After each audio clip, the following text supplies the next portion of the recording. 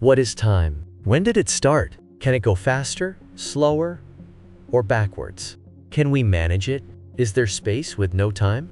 When we consider time from different angles, science, religion, psychology, we find more similarities than differences.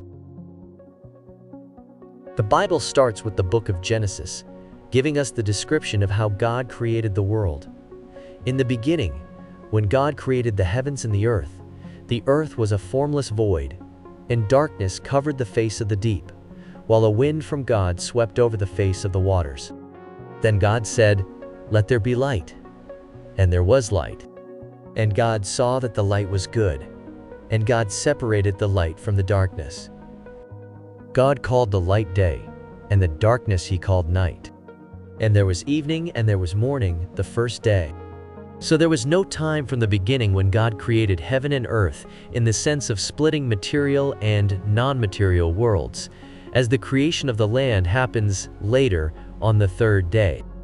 It should be mentioned that earth, heavens, sky, and wind sometimes are used in Genesis, with meanings different from land, ground, atmosphere, and breeze. Additionally, different terms are used in various English translations: spirit as wind, heavens as sky, firmament as dome. It is important to keep in mind the absence of terms in those days to describe concepts not yet opened, like matter, universe, non-personalized living creature, etc.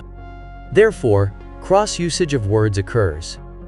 Returning to the first day of creation, when material and non-material worlds were created, can we say that this is the beginning of time?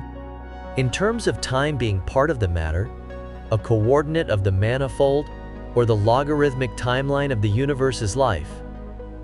Yes, we can, as matter Earth was just created by God, meaning it didn't exist before. Is there a correlation between this first created day and Brahma's day in the Vedas? Yes, both are the highest time levels right under the God's realm mentioned in texts. Then we read, "And God said, 'Let there be a dome in the midst of the waters, and let it separate the waters from the waters.' So God made the dome, and separated the waters that were under the dome from the waters that were above the dome. And it was so. God called the dome sky. And there was evening, and there was morning, the second day.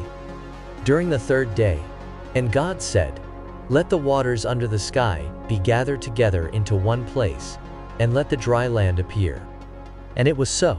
God called the dry land earth, and the waters that were gathered together he called seas."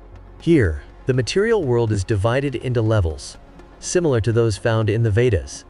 Earth, divine level as heaven, and Brahma's level as above waters. But will they also have different times? The answer can be found further in the text. "And God said, 'Let there be lights in the dome of the sky to separate the day from the night. And let them be for signs and for seasons and for days and years. And let them be lights in the dome to give light upon the earth.' And it was so. God made the two great lights, to rule over the day and over the night, and to separate the light from the darkness.